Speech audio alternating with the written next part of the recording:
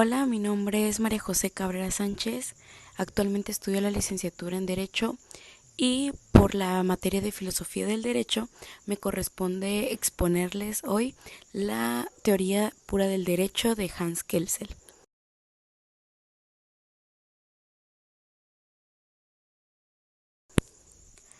Voy a empezar exponiéndoles el capítulo 6 que habla sobre la responsabilidad jurídica.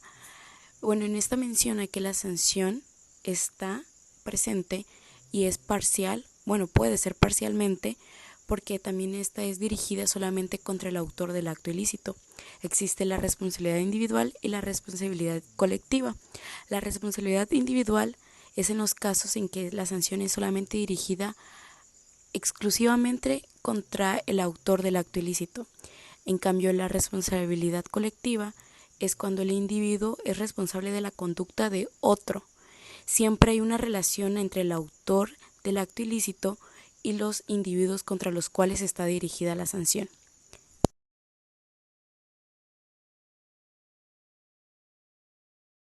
Como primer inciso vamos a hablar sobre la responsabilidad y la obligación. Muchas confusiones hay sobre estos términos cuando se impone entre la responsabilidad jurídica y la obligación jurídica. Existe la obligación de conducirse de una manera determinada cuando la conducta opuesta es la condición de una sanción. Por el contrario, un individuo es responsable de una conducta determinada, ya sea suya o de otra persona, cuando en conducta contraria se dirige contra él una sanción. La responsabilidad puede relacionarse con la conducta de otro, en tanto la obligación siempre tiene por objeto la conducta de la persona obligada. La noción de obligación está ligada a la de hecho ilícito, en tanto que la responsabilidad se relaciona con la sanción.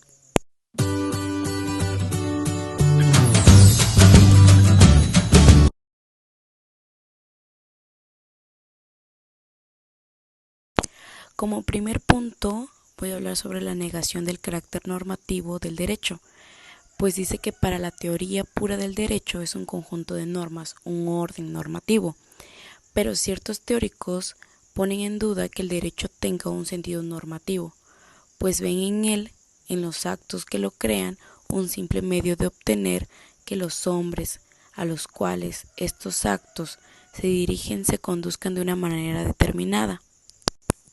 Un ejemplo de la responsabilidad colectiva y la responsabilidad individual, por ejemplo, es cuando un comandante del ejército ocupa un territorio enemigo, entonces a los rehenes del territorio les dice que si alguien sale de soplón, pues va a haber una sanción para todos. Entonces es ahí donde una acción de otro individuo puede recaer en ti y pues ahí entonces tú compartirías la sanción de la persona de la que fue soplona. Entonces ese sería un ejemplo de una responsabilidad colectiva.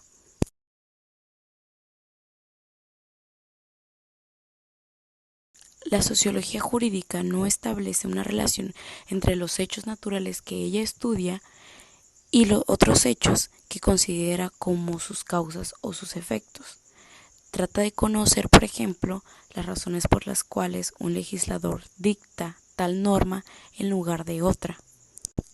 Lo ven desde el punto de vista que hacen creer que los juristas hacen castigar a los ladrones y no desde el punto de vista que se castiga la acción, el robar, para que las demás personas vean que el robar va en contra de lo correcto para la sociedad. La sociología jurídica no se interesa por las normas que constituyen el orden jurídico, sino por los actos por los cuales estas normas son creadas, por sus causas y sus efectos en la conciencia de los hombres.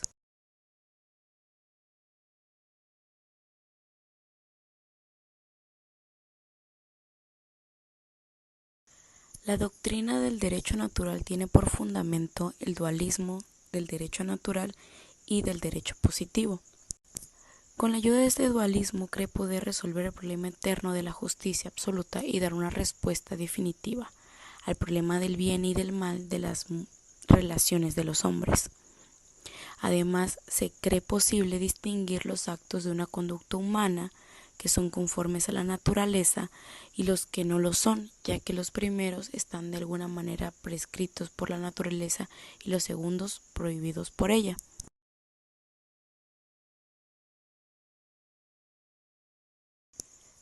El punto número 2 habla sobre las contradicciones de la doctrina del derecho natural. Según la doctrina, el derecho natural existe por encima del derecho positivo, creado por los hombres, y por esa misma razón es imperfecto. Y el derecho natural es perfecto, absolutamente y justo, establecido por una autoridad sobrehumana.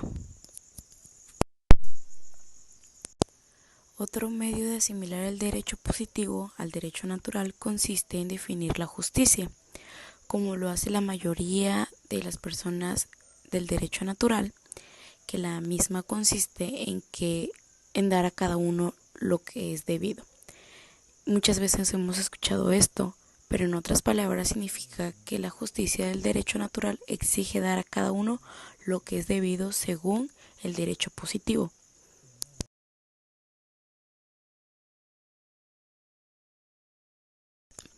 En derecho objetivo tiene el derecho un carácter normativo, lo ven como un conjunto de normas, en tanto que en su sentido subjetivo es un interés o una voluntad. Es por eso que no se puede hacer de un concepto único, son totalmente diferentes. Este dualismo expresa la idea de que el derecho subjetivo es anterior al derecho objetivo. Tanto desde el punto de vista lógico como cronológico, los derechos subjetivos nacen primero, en especial el de propiedad, que es el resultado de la apropiación originaria. El derecho objetivo aparece más tarde bajo la forma de un orden estatal que reconoce, garantiza y protege los derechos subjetivos que han nacido en forma independiente. La noción de sujeto de derecho o de persona nos habla que el sujeto de derecho, cuyo modelo es el propietario, es el titular de un derecho subjetivo. Se le atribuye como un ser jurídico independiente del orden jurídico.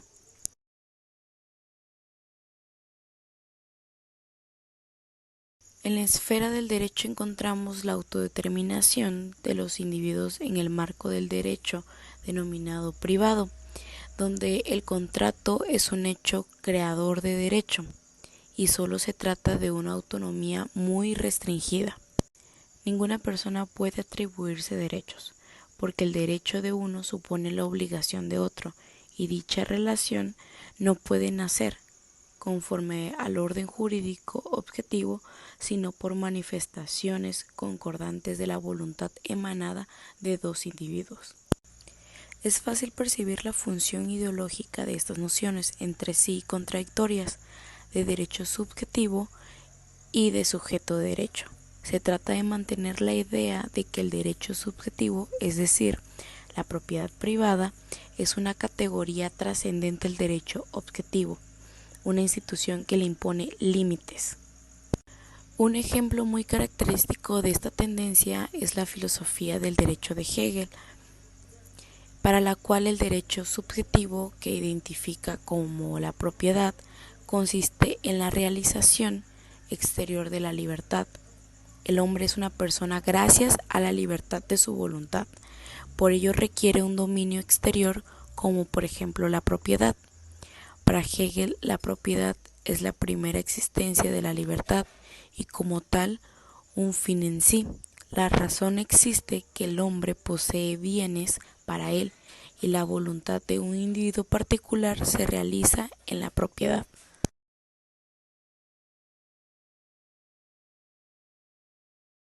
Es la norma en su relación con el individuo al cual prescribe la conducta, vinculando una sanción a la conducta contraria.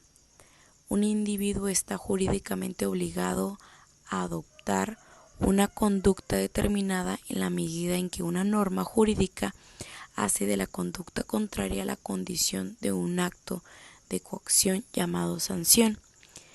Según los casos, la sanción está dirigida contra el autor del acto ilícito o contra uno u otros individuos, como lo vimos al principio de responsabilidad y obligación jurídica. Aquel contra el cual la sanción está dirigida es responsable del acto ilícito, aun cuando no lo hubiera cometido él mismo.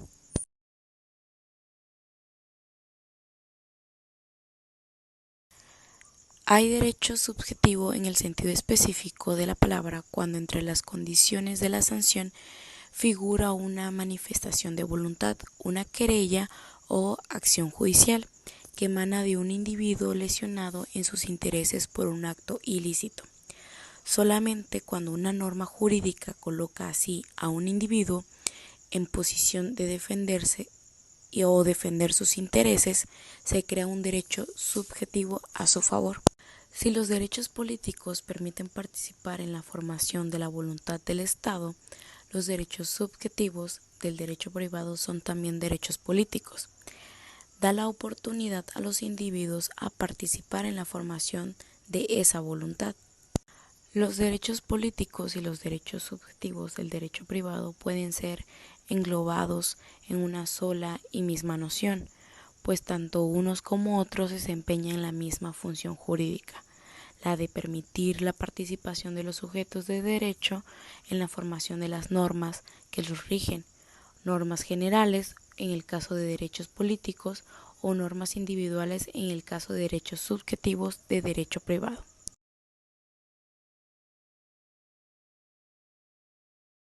El concepto jurídico de persona o de sujeto de derecho expresa solamente la unidad de una pluralidad de deberes, responsabilidades y de derechos subjetivos, es decir, una pluralidad de normas que determinan estos deberes, responsabilidades y derechos subjetivos.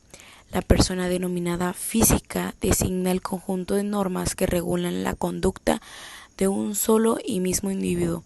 Por eso, si el hombre es una realidad natural, la persona es una noción elaborada por la ciencia del derecho.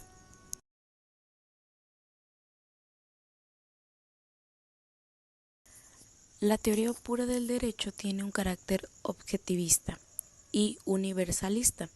Estudia el derecho en su totalidad y solo se interesa por los fenómenos particulares para establecer una relación sistemática entre cada uno de ellos y para volver a encontrar en ella la función general del derecho.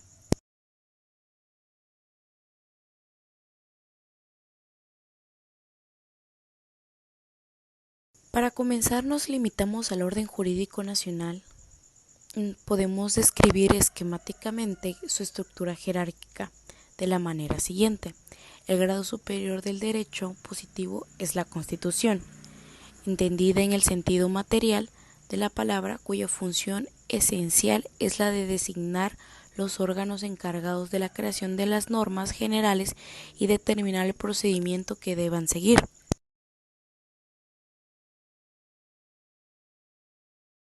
La teoría pura del derecho atribuye a la norma fundamental el papel de una hipótesis básica. Partiendo del supuesto de que esta norma es válida, también resulta válido el orden jurídico.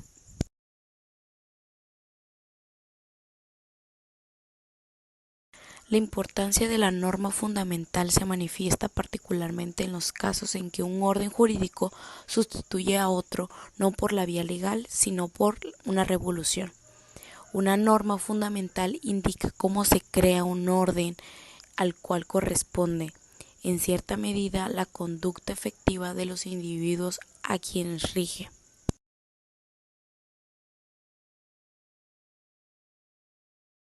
Para que un orden jurídico nacional sea válido, es necesario que sea eficaz. Esto quiere decir que los hechos sean en cierta medida conformes a este orden.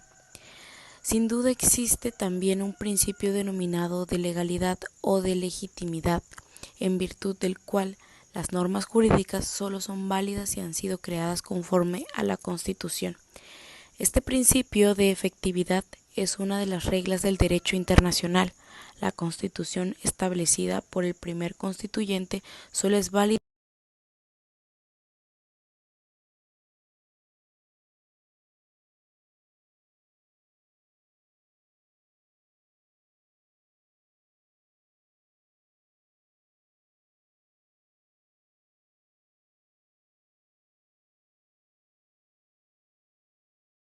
encontramos las normas generales emanadas del procedimiento legislativo, las cuales determinan no solo los órganos y el procedimiento, sino también y sobre todo el contenido de las normas individuales que dictan las autoridades judiciales y administrativas. Una pluralidad de normas constituyen una unidad, un sistema o un orden cuando su validez reposa en último análisis sobre una norma única. Una norma pertenece a un orden determinado únicamente cuando existe la posibilidad de hacer depender su validez de la norma fundamental.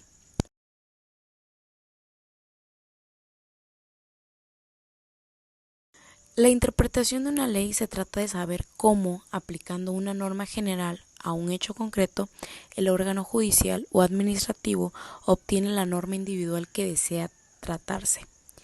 Pero también la Constitución debe ser interpretada cuando se trata de aplicar con la finalidad de sancionar leyes ordinarias u otras normas jurídicas. Una interpretación de las normas individuales como sentencias judiciales, órdenes administrativas, actos jurídicos de derecho privado, etc., toda norma debe ser interpretada para su aplicación.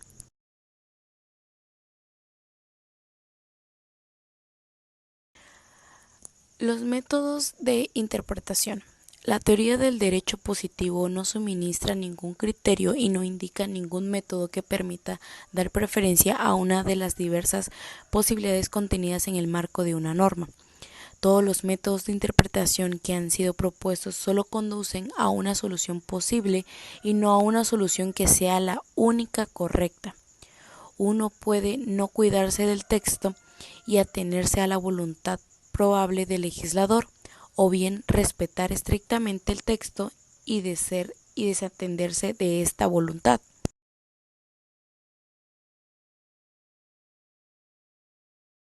El siguiente tema es el problema de las lagunas. Sabemos que hoy en día existen muchísimos problemas cuando se va a aplicar una ley por cuestiones de las lagunas que hay en el derecho. Y es que esta hace referencia a la imposibilidad de aplicar el derecho vigente en un caso concreto porque ninguna norma jurídica indica la conducta debida. De ocurrir un litigio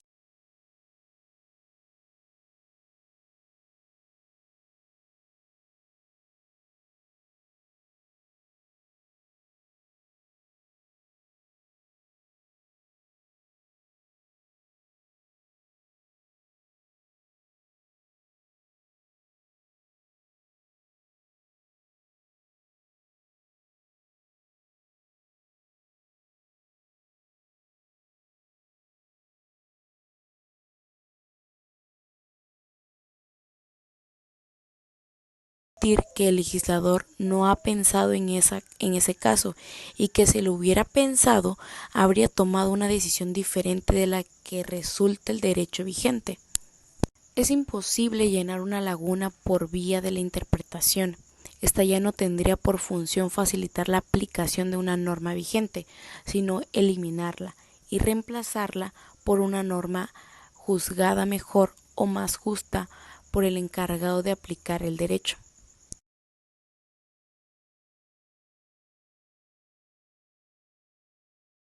Y como último capítulo, los modos de creación del derecho. Para la creación del derecho se empieza por la formación del Estado. Se entiende habitualmente el modo de creación del derecho en el grado superior del orden jurídico, es decir, las reglas establecidas por la Constitución para la formación de normas generales. Esto quiere decir, como todo, primero tiene que existir un Estado y de ahí tiene que existir unas normas para regir dicho Estado. Se identifica así al Estado con la Constitución, ateniéndose a la concepción tradicional de un derecho formado únicamente por normas generales.